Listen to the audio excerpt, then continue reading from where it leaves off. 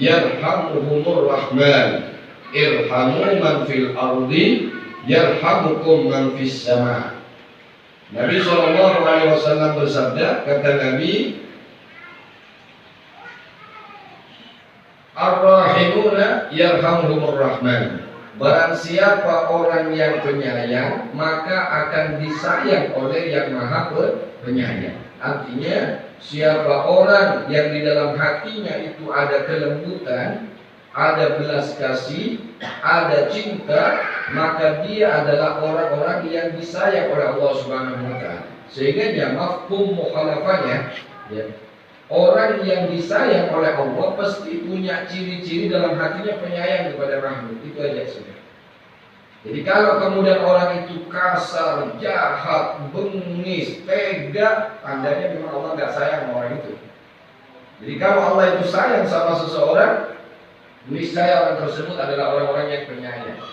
Walaupun misalkan ibadahnya kurang benar, misalkan ibadahnya kurang sempurna, tapi itu menjadi tanda bahwa siapapun mereka yang sayang kepada makhluknya Allah pasti disayang oleh Allah, siapapun, terutama orang-orang yang beriman. Yang kita maksud adalah orang-orang yang beriman. Kita tidak membahas orang-orang yang di luar iman, itu sudah lain. Makanya kemudian Nabi SAW mengatakan, irhamu man fil ardi yarhamukum man fis sama. Sayangilah yang di bumi, niscaya yang di langit akan sayang kepada kalian. Maksudnya yang di langit diantaranya adalah para malaikat-malaikatnya Allah Subhanahu wa Ta'ala, para nabi dan rasul, para wali-walinya Allah, semua akan sayang kepada orang yang menyayangi siapa yang ada di bumi. Salah satu riwayat dulu pernah diceritakan bahwa Allah Subhanahu wa Ta'ala itu pernah membawa Nabi Allah Ibrahim alaihi salatu wassalam. Jadi Nabi Ibrahim itu pernah dibawa oleh Allah ke satu alam, namanya alam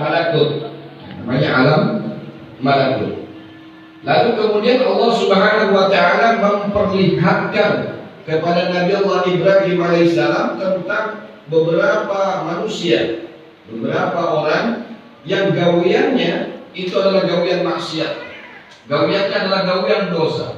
Ada yang tukang zina, ada yang tukang minum, ada yang tukang mabuk, macam-macam maksiat dikerjakannya.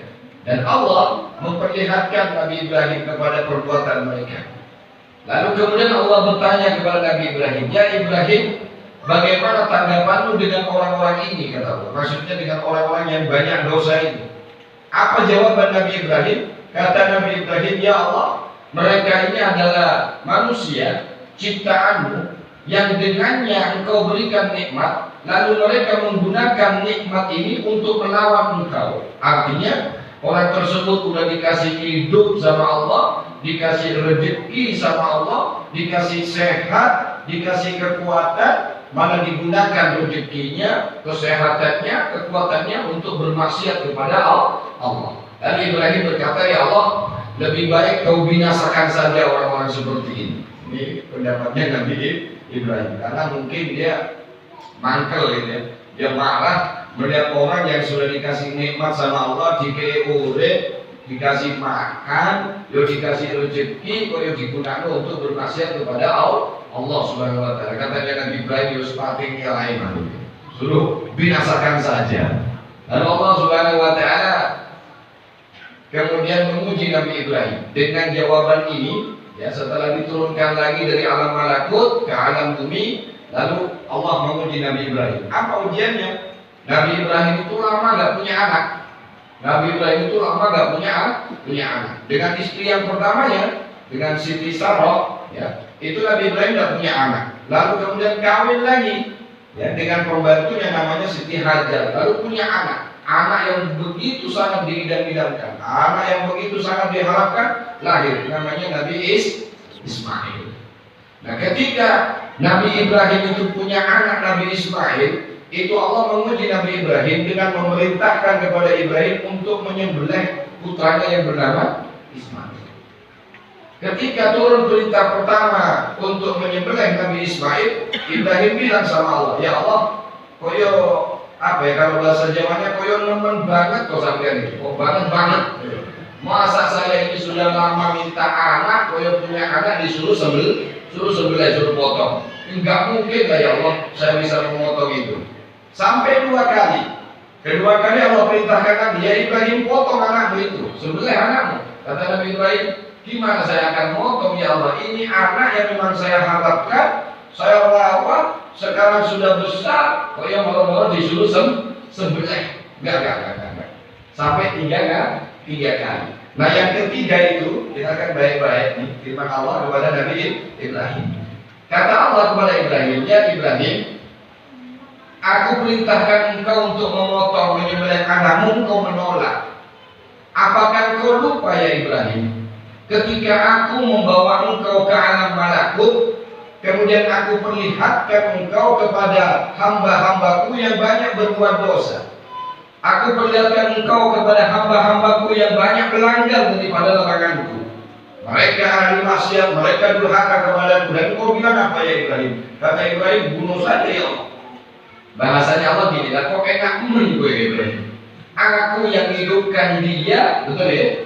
Yang ngasih hidup siapa? Allah. Allah itu yuhyi wa yumitu. Allah itu yang menghidupkan, Allah yang mematikan. Kata Allah, aku sendiri rezeki. Ana razik wa antal marzuk. Aku yang ngasih rezeki sama dia. Aku yang hidupkan, aku yang merawat, aku yang membesarkan, aku yang menjaga. Kamu langsung bilang sama aku, pakai ini wae ya Allah, bunuh saja ya Allah, binasakan. Laku enak kamu ya Ibrahim. Sekarang aku perintahkan kepadamu, bunuh anakmu. Itu Nabi Ibrahim mau nggak mau kena sumpahnya sendiri.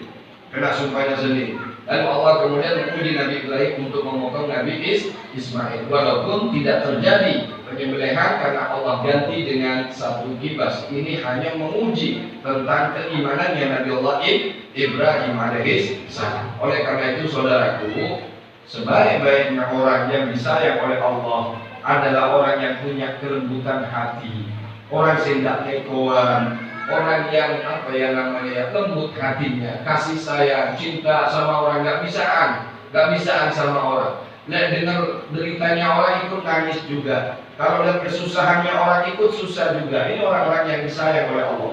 Kalau bapak ibu punya perasaan seperti ini, bersyukurlah. Karena tanda-tandanya seorang mukmin yang disayang oleh Allah pasti punya kelembutan hati, punya kepedulian sosial, enggak tegoan. Bahasa Jawa ini enggak mentolonan sama orang, enggak mentalangan, enggak tegaan ya sama orang. Mudah-mudahan kita ini diberikan kelembutan hati oleh Allah Subhanahu wa taala.